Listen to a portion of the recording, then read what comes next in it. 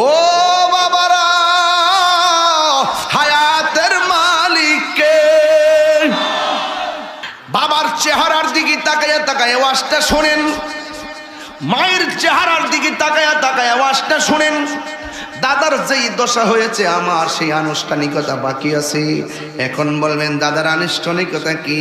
তাই মারা যাওয়ার পরে অষ্টদনায় মাইকিং হয়েছে, তার মানে বোঝা যায় আমারও মাইকিং।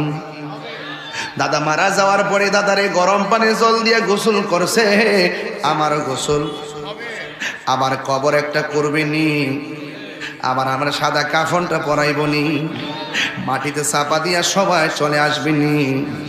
এই জন্য এই আনুষ্ঠানিকতা আমাদের বাকি আছে, কথা কোন ঠিক কিনা? হাই রে, কি ভাষায় কথাগুলা বুঝাবো? কবর বড় সাংঘাতিক জায়গা রে বাবা।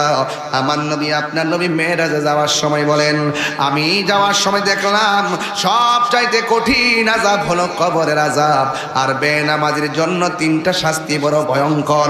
1 নম্বর শাস্তি হলো ডান পাশের মাটি এক প্রান্তে যাবে, বাম পাশের মাটি আরেক প্রান্তে যাবে। 2 পাশের মাটি এমন জোরে তোমার একটা চাপা মারবো, ডান পাশের হাড্ডিগুলা বাম পাশের ভিতরে ঢুইকা যাইব। কথা বলেন ঠিক কিনা?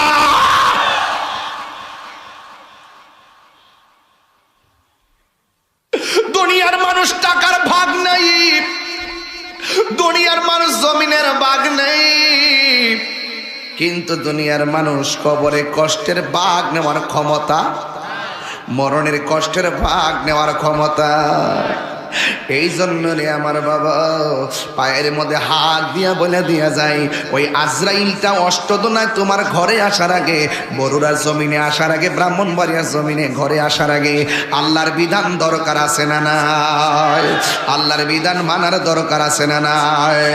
ওয়া ইলাহুকুম ইলাহু ওয়াহিদুন লা ইলাহা ইল্লা হুয়ার রহমানুর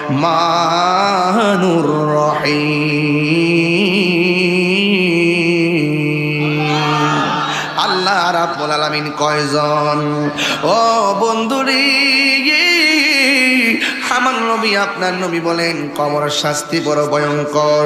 এই জন্য কবরের আযাব কোন কারণে হয় আমার নবী বলে গেছেন। 1 নম্বর প্রশ্ন করে পবিত্র দর্শন না করলে কবরের শাস্তি হবে। 2 নম্বর চুগলখুরি করলে কবরের শাস্তি হবে। বেঈমান হইয়া কবরে গেলে কবরের শাস্তি হবে। এক আল্লাহর বান্দা, মারহাবা করে নামাজ পড়ে রোজা করে, মাথার মধ্যে পাগড়ি, এত সুন্দর দাড়ি,